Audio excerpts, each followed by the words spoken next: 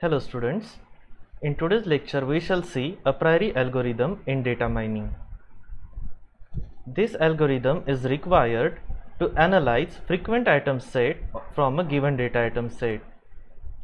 In last lecture we had seen association rule in data mining to discover frequent item set from a given data item set.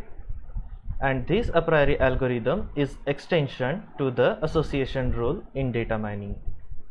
So basically, how this algorithm is significant. There are numerous live examples in which this algorithm have been used for the commercialization purpose. If you visit the shopping mall to purchase a desired item, you might have been observed that the particular set of items are placed along with their sub-items. For example, if you are looking to purchase electronic items like laptop or mobile handset, you can also find other accessories associated with this electronic item like mobile case cover, laptop screen cleaner, laptop antivirus, and many other accessories which are associated with these electronic stuffs are placed along with main electronic items. So how store manager come to know that customer are likely to buy these other accessories of electronic item along with main item? Simply by analyzing the frequent purchase pattern of the customer from the history of the records where previous transactions performed by the customers are stored. And this a priori algorithm is required to analyze frequent purchase pattern of the customer. So let's take a thorough explanation how this a priori algorithm is executed.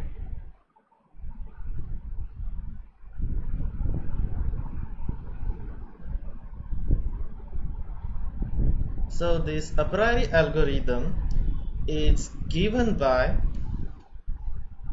R. Agrawal and R. Srikanth during 1994 for finding frequent item sets in a data set for the association rule.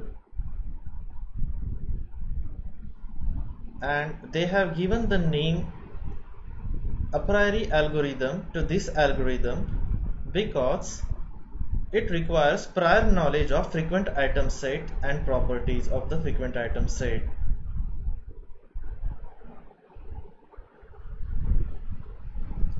So in a priori algorithm, we need to apply an iterative approach or level-wise search where k frequent item sets are used to find k plus 1 item sets.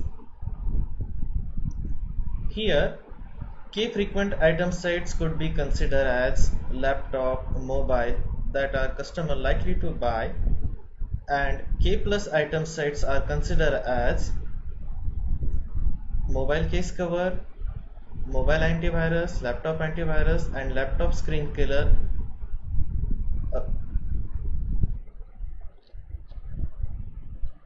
That probably purchased by the customer along with main electronic stuff.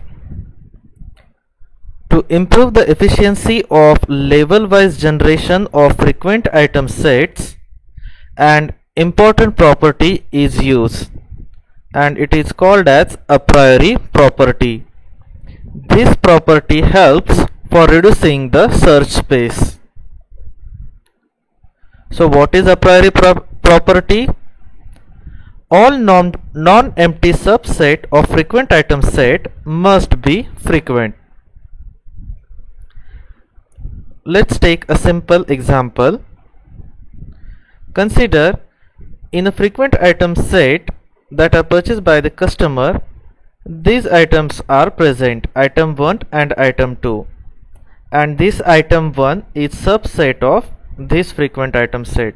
Likewise, item 1 and item 3, these two are subset of item 1, item 2 and item 3 frequent item set.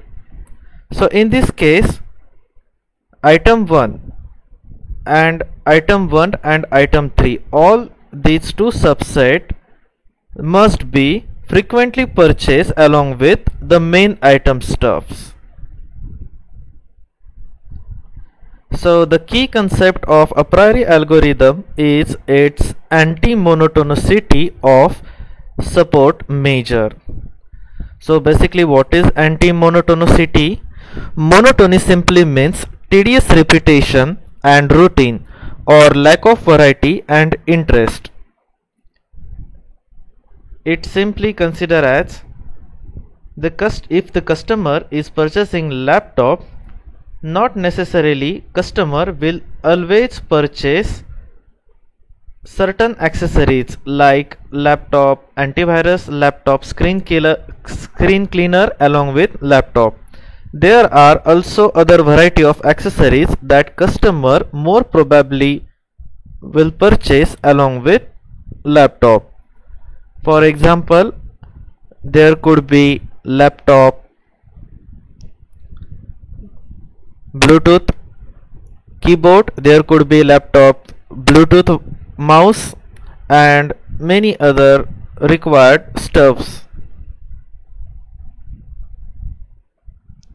So this a priori algorithm is utilized to make arrangement of anti-monotonicity of the items.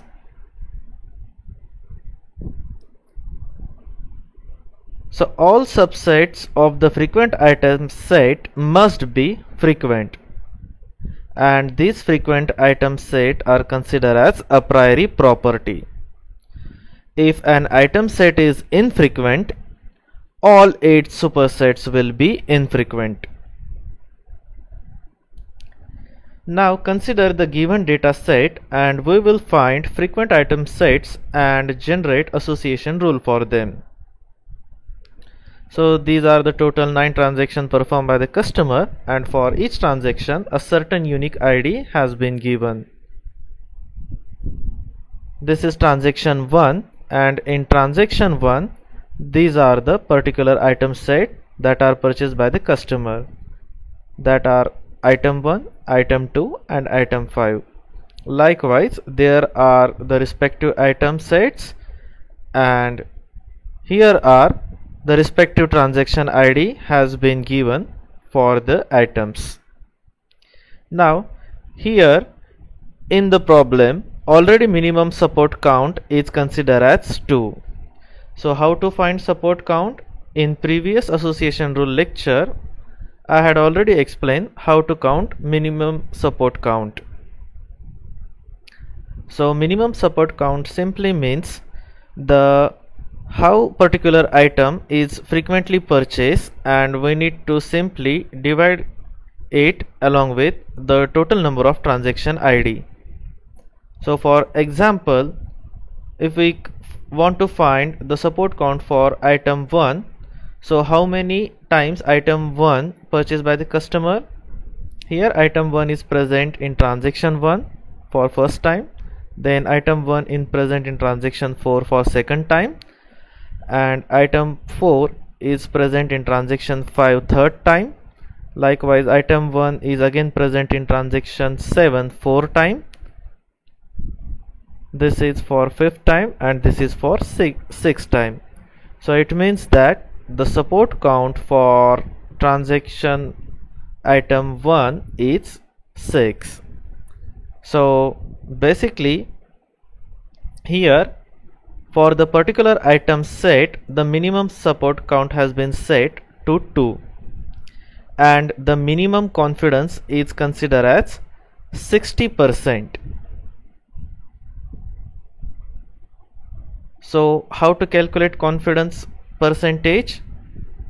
So I will simply divide the support count of item 1, that is 6, with total number of transaction present in a data item. So here there are 9 transaction items are present, so I will simply divide 6 by 9, then I would get the confidence percentage.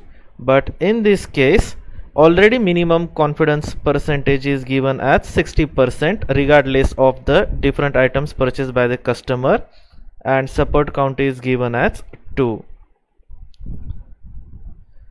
Now we will find a label wise generation for this a priori algorithm. So in step 1 we simply need to create a table which contains support count of each item that are present in a previous data set, and this table could be considered as candidate set. And since we are going to generate different level wise item sets along with iterative approach, so for the first time I have given as C1 name for this candidate set.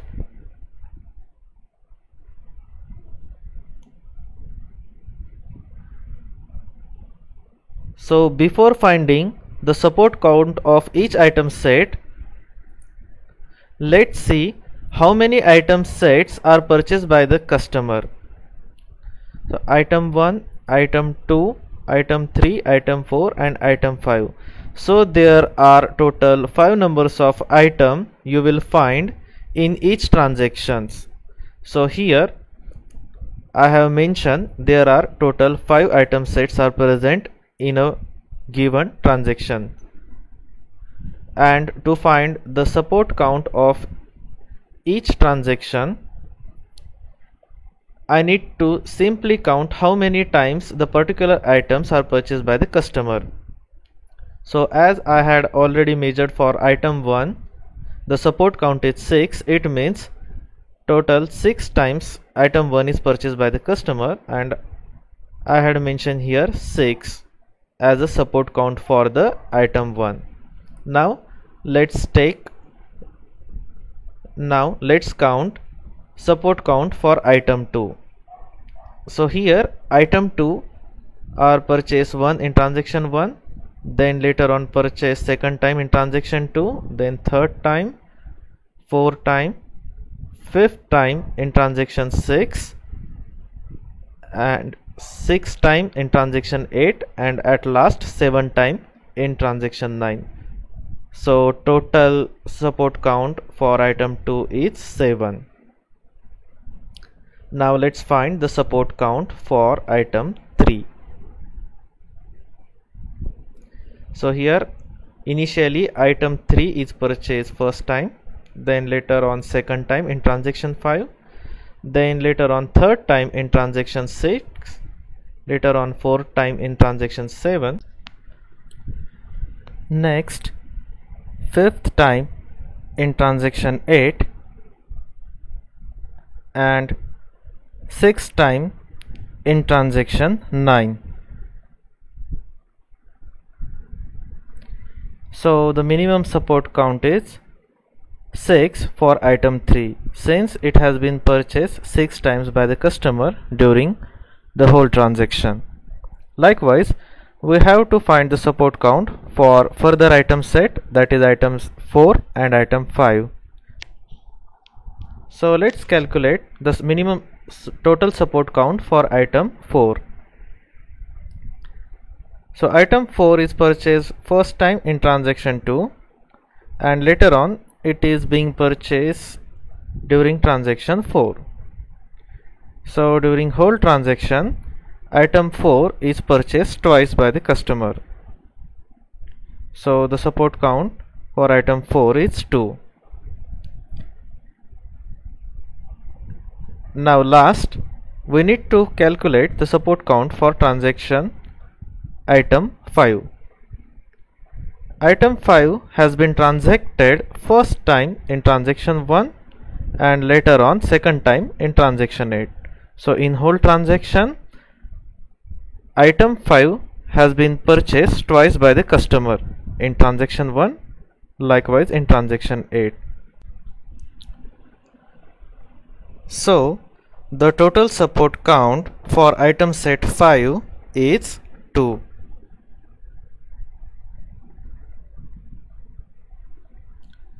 Now in second step we need to compare candidate set item support count with minimum support count, and here at the beginning of the problem already minimum support count was given as 2. then if the support count of the candidate set of the different items is less than the given minimum support, then we have to remove those items from the candidate set. And further on, the item set L1 table will get generated. So simply, this is candidate set, and I had already named this table as a C1. From this table, at the second stage, I will need to generate L1 table, that is item set L1.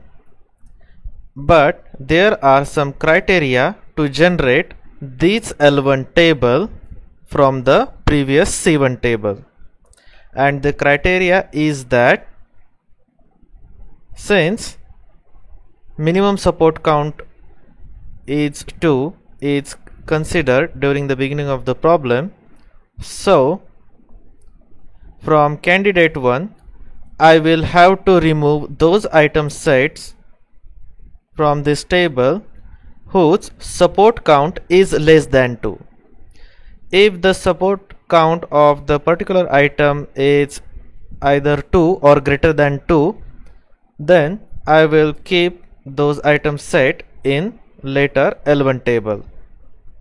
However, if the support count of a particular item set is less than 2, then certainly I will have to remove that item set from the candidate 1 table. So you can see here, in next step L1 table is generated from the candidate 1 table, and since if you look to the candidate set, for the all item set support count is either 2 or greater than 2, so I will keep all the item sets in the L1 table because we have satisfied the given criteria. That is, we have kept those items set in L1 table having support count is either equal to 2 or greater than 2. Now we have to perform step 2, which is also labeled as K2 step. In this step, we have to generate candidate set C2 using L1 table, and this is also called as join step. And there is a condition for joining the LK1 table, and what is that? The LK1 table should have K2 elements in common. So we have to check all subsets of an item set are frequent or not, and if not frequent, then we have to remove those item set from a table. For example, the subset of item 1 and item 2 are singleton set of item 1 and singleton set of item 2, and if they are frequent or not, that we have to check. If they are frequent, then only we will keep in the item set, otherwise we will remove from the item set. So now we have to find the support count of these item sets by searching in dataset. So here in step 2 I have make the pair of the given item set. Since there were total 5 item sets, so here I had made 10 pairs of the given item set. Item set with item 2, this is one subset. Item 1 with item 3, item 1 with item 4, item 1 with item 5. Likewise item 2 with item 3. Here you cannot repeatedly make item 2 and item 1, since item 1 and item 2 I had already mentioned in first item set. So sequence doesn't matter in set. See, what is a set? Set is the collection of element with unordered pair of items. Unordered simply means Not necessarily the items present in a set must be present in a sequential manner. Items could be present randomly in a given set. So item 1 and item 2 and item 2 and item 1 are not different set. So since item 1 and item 2 I had already mentioned over here, so next set is item 2 and item 3, then next pair is item 2, item 4, item 2 and item 5. Likewise, I need to make the pair of item 3. Already I had make pair of item 3 with item 1 and item 2. So here I will make pair of item 3 with item 4 and item 5. Now last, I will make the pair of item 4 with item 5. Now again, I will have to count the support count of a given item set. So let's see how I have calculated this support count for a given item set. Now here we have to consider how many times item 1 and item 2 togetherly purchased by the customer. So let's take a look of previous table. Item 1 and item 2 togetherly bought by customer during transaction 1, then later on in transaction 4 second time, and third time in transaction 8, and at last item 1 and item 2 togetherly purchased by the customer during transaction 9. So there are total 4 number of times these both item purchased together by the customer. So here minimum support count for item set item 1 and item 2 is 4.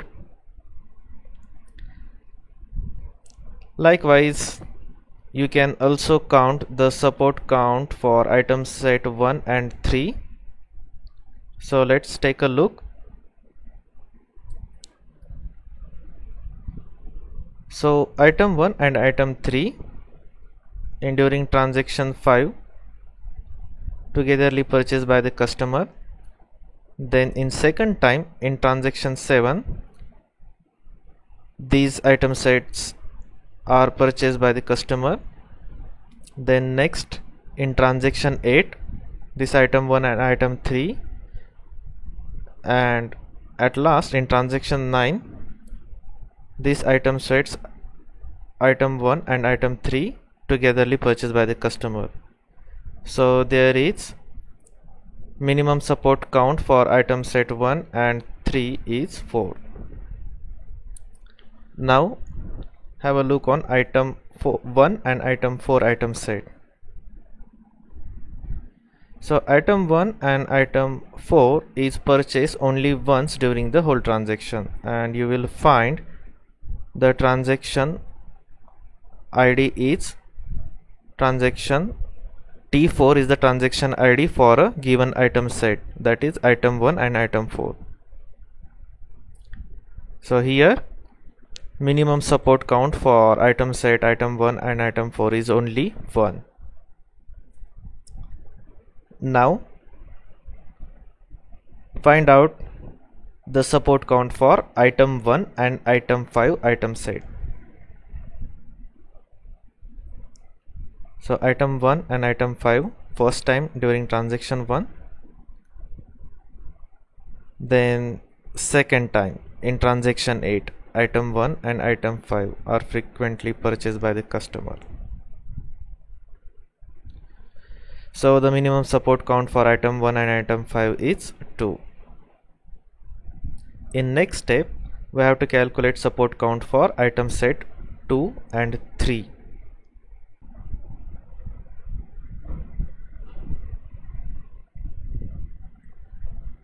Here item 2 and item 3 purchased together first time in transaction 3, then later on second time during transaction 6, third time during transaction 8, and at last fourth time during transaction 9.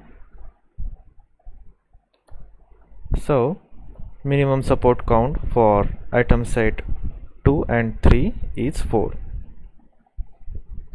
Now let's find out support count for item set item 2 and item 4.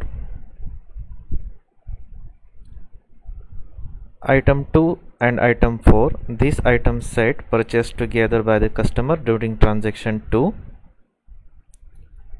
This is first time, and second time during transaction 4, item 2 and item 4 are purchased together by the customer. So in whole transaction, item 2 and item 4 purchased twice by the customer. So the total support count for item set 2 and 4 is 2. Likewise, you can find out the support count for item 2 and item 5 is 2 from the given data table. There is no transaction occurred for item set item 3 and 4. You can see in previous table there is no any transaction where you can find item 3 and item 4 together. So there is not a single instance where customer has purchased item 3 and item 4 together. No such transaction ID is present.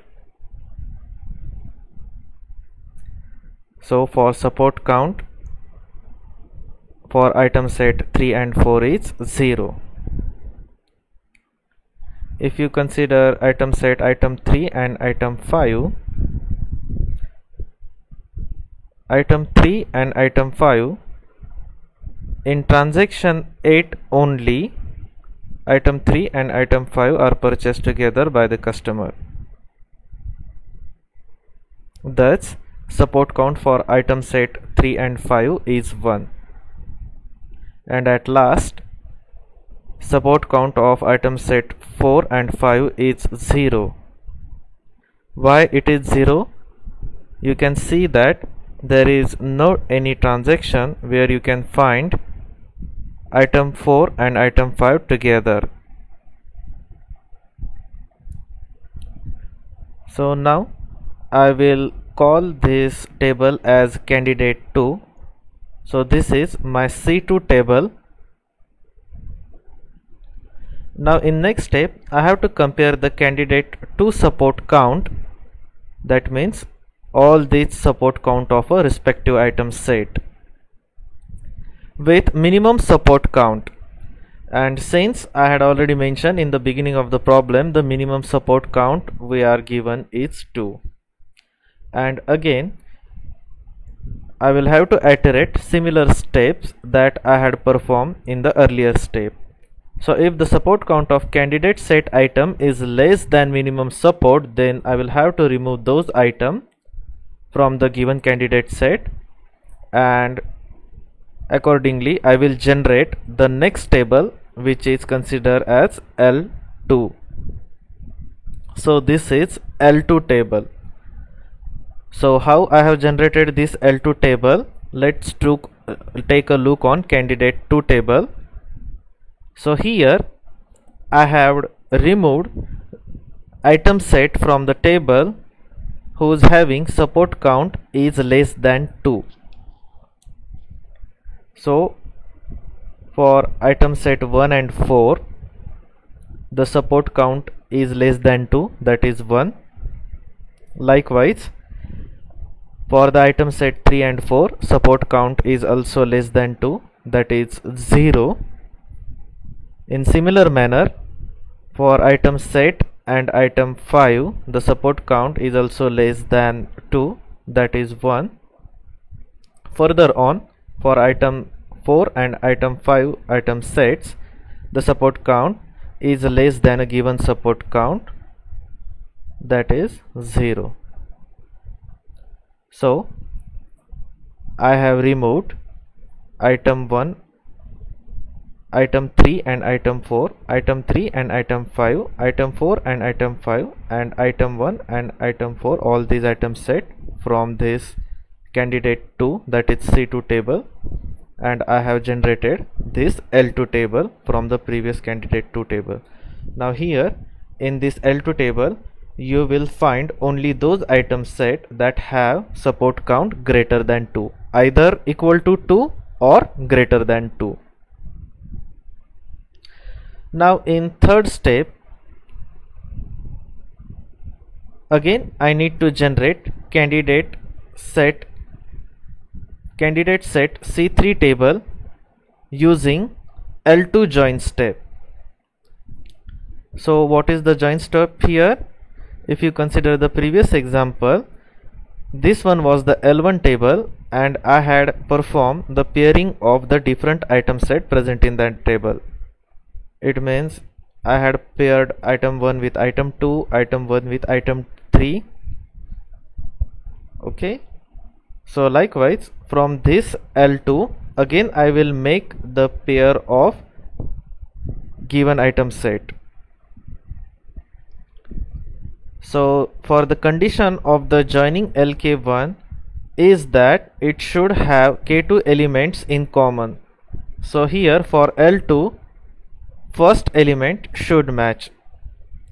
Now item set generated by joining L2 is item 2, item 1, item 2 and item 3.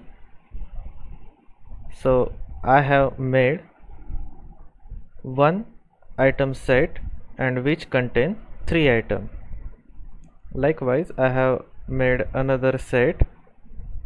There are different sets I have made, and in all the sets I have included 3 items.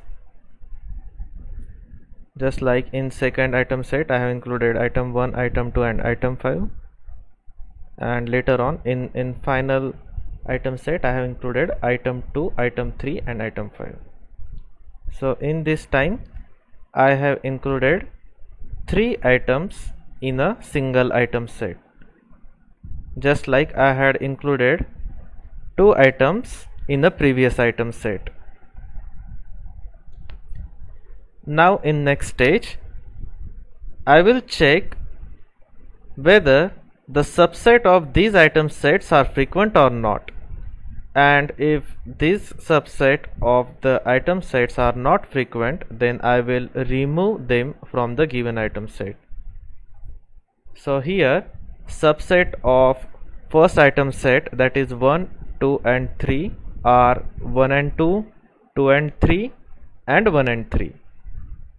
So these all 3 sets are subset of item set 1, 2 and 3, and these are the frequent. So how I would come to know that these item sets are frequent?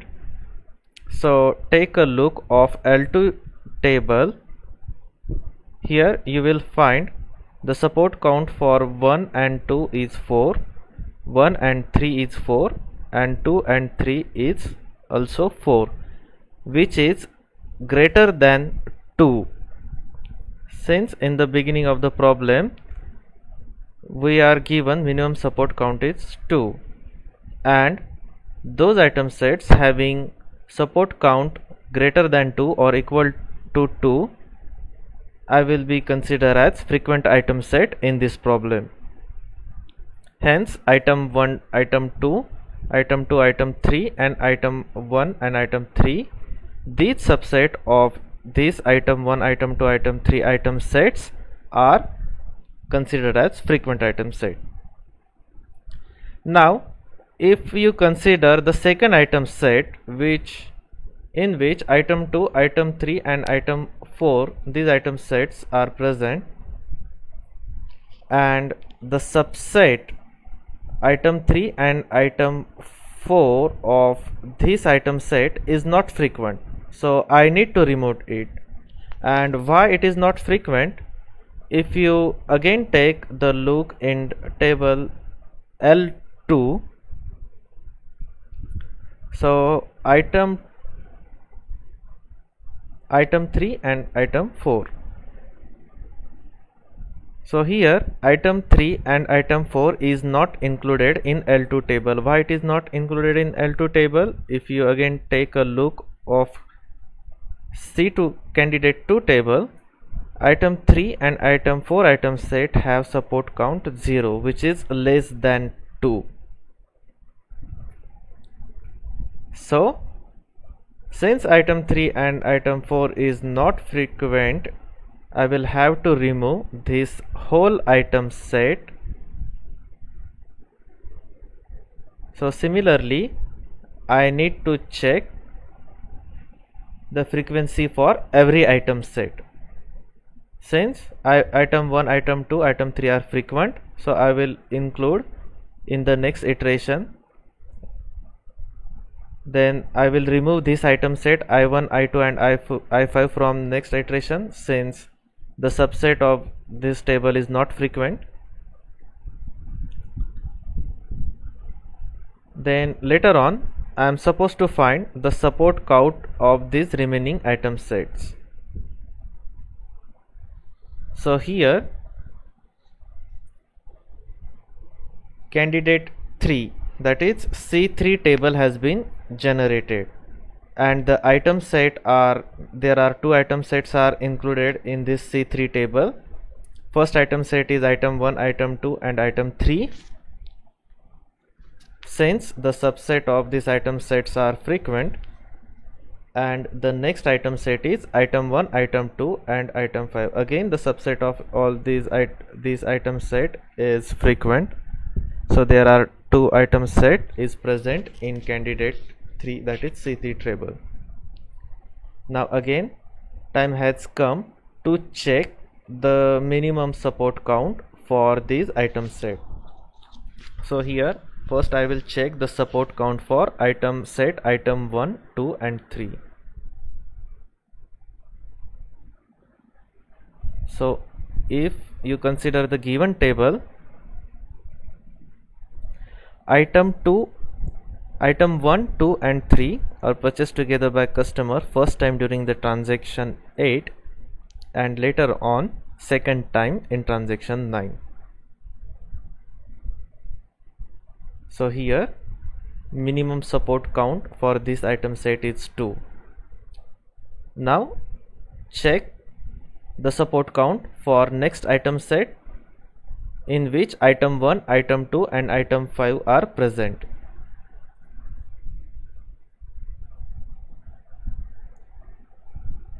So item 1, item 2 and item 5 here is present in transaction 8, as well as this item set also present in transaction 1. So this item set present twice in the entire transaction.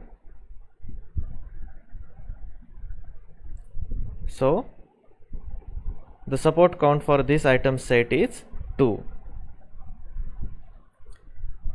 Now again I have to compare the candidate C3 support count with minimum support count, and what was the minimum support count are given in the beginning of the problem is 2.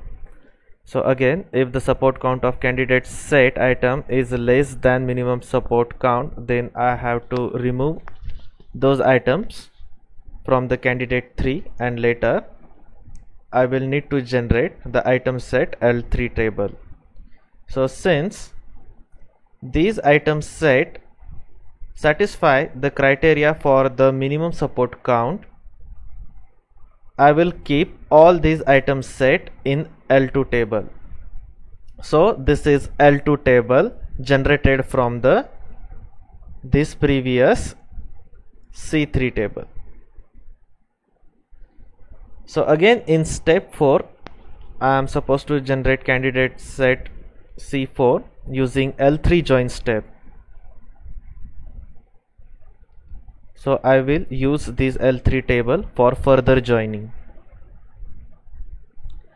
Now the condition of joining LK1 and LK1 is that they should have K2 elements in common. So here for L3, first two elements should match. Now again I will have to check all subset of these item sets are frequent or not. Here items formed by joining L3 is item 1, 2, 3 and item 5. So this single set is generated in which item 1, 2, 3 and 5 is present. So take a look of L2 table. In first item set 1, 2, 3 is present, second item set 1 to 5 is present. So if I perform a join operation in these two item set, I will get a single item set in which item 1, 2, 3 and item 5 is these elements is present.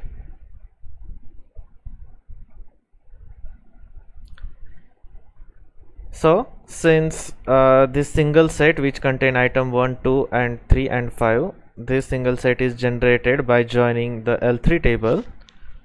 So its subset contains item 1, item 3 and item 5. So what is the subset of this set, this item set? That is item 1, item 3 and item 5. This is a subset of this item set, but this is not a frequent. Item 3, item 5 and item 5, this set is not frequent. So there would be no item set in C4 table, candidate 4 table, and since I am not able to generate candidate 4 from the L3 table, I will have to stop here because no frequent item sets I have found further. In this way, we have discovered all the frequent item sets. Now the generation of the strong association rule comes into the picture, and for that purpose we need to calculate the confidence of each rule. Now consider confidence. A confidence of 60% means 60% of the customer who purchase milk and bread together. So there is more probability by those customer that they will also purchase butter along with milk and bread. So here is the formula how to calculate confidence support for set A and set B.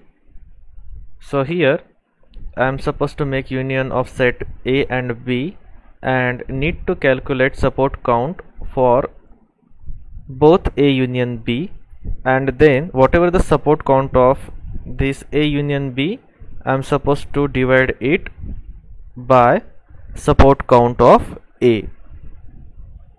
So same formula I will apply on the item set 1, 2 and 3 which I have generated from table L3. So in L3 table, first item set was item 1, 2 and 3.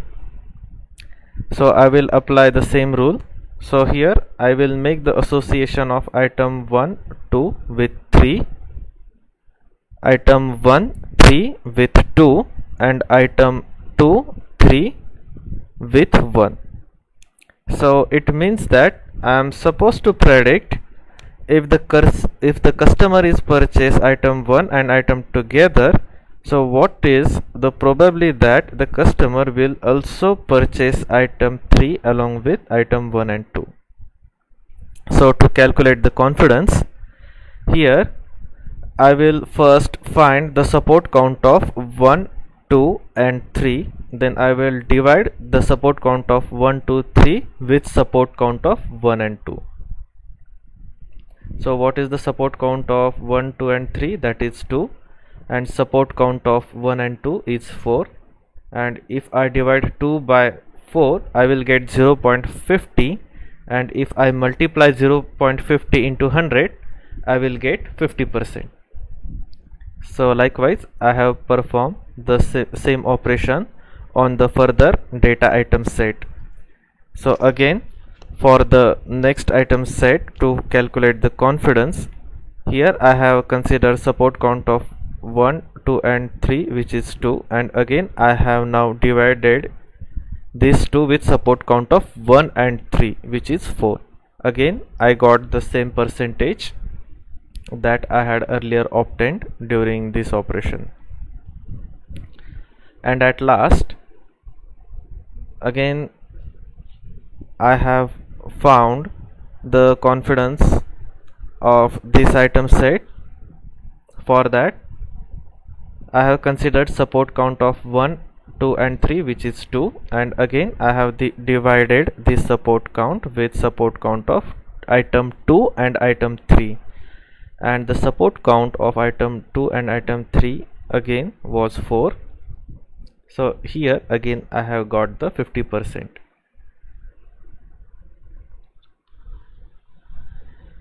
Now I will make this operation vice versa.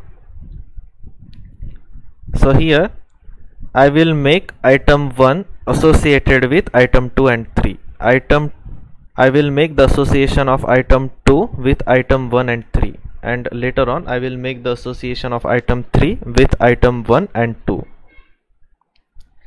So in similar manner, I will divide the support count of entire 1, 2, 3 item set with support count of only 1. So since support count of 1, 2, 3 is 2 and support count of item 1 was 6,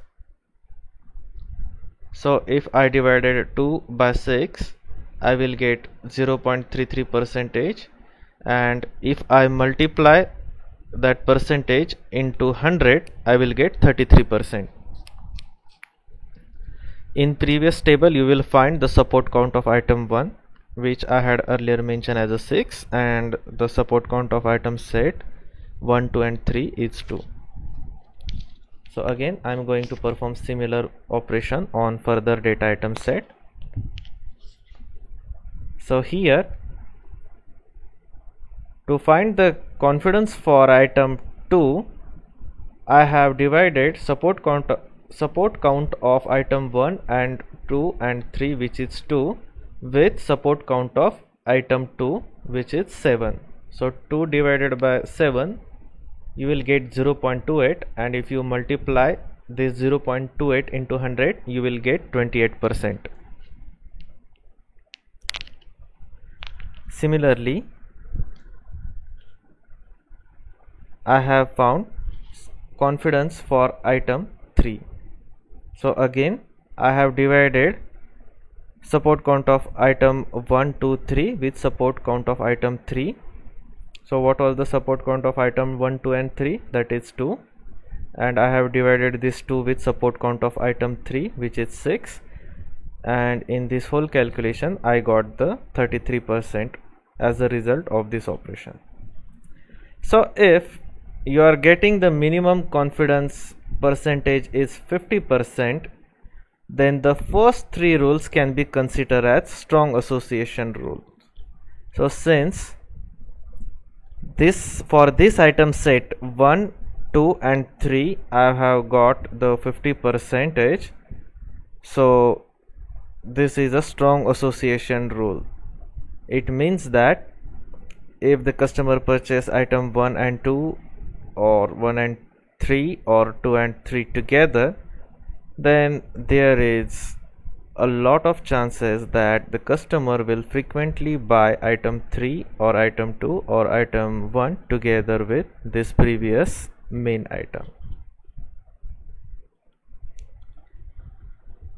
So this is a priori algorithm. There are certain limitations of a priori algorithm. Since it contains a repetitive and iterative level-wise generation of the different data sets and the creation of different candidate set table and L table, so this algorithm is quite slow. The main limitation is the time. It is certainly time consuming algorithm. The time required to hold a vast number of candidate set with much frequent item set and low minimum support or large item set, that is, it is not efficient approach for large number of data set. So if there are huge amount of data set present in a particular transaction, and if you want to make the analysis of frequent purchase pattern of customer from the huge data item set, it will be a tedious job. For example, if there are 10 to the power 4 from frequent item sets are present, so 10 to the power from 4, it means approximately there are 10,000 data item sets are present, and it need to generate more than 10 to the power 7 candidate sets into the tool length, so which in turn they will be tested and accumulate.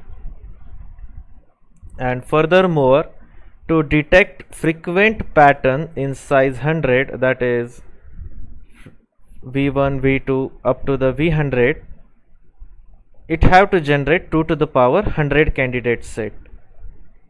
And likewise, at the end you have to perform the join operation from the L to table, so further L tables also generated, so that yield on costly and wasting of total wasting of time of the candidate table generation. So it will check for many sets from candidate item sets. Also, it will scan the database many times repeatedly for finding candidate item sets. A priori algorithm will be very low and in efficiency when memory capacity is limited with large number of transactions.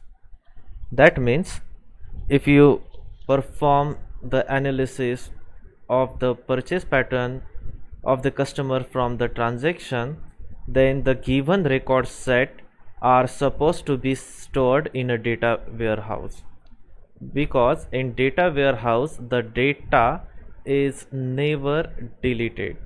Data warehouse contain the historical data as well as current data, and to achieve this you are supposed to have a huge amount of memory, that is almost greater than 1000 terabyte.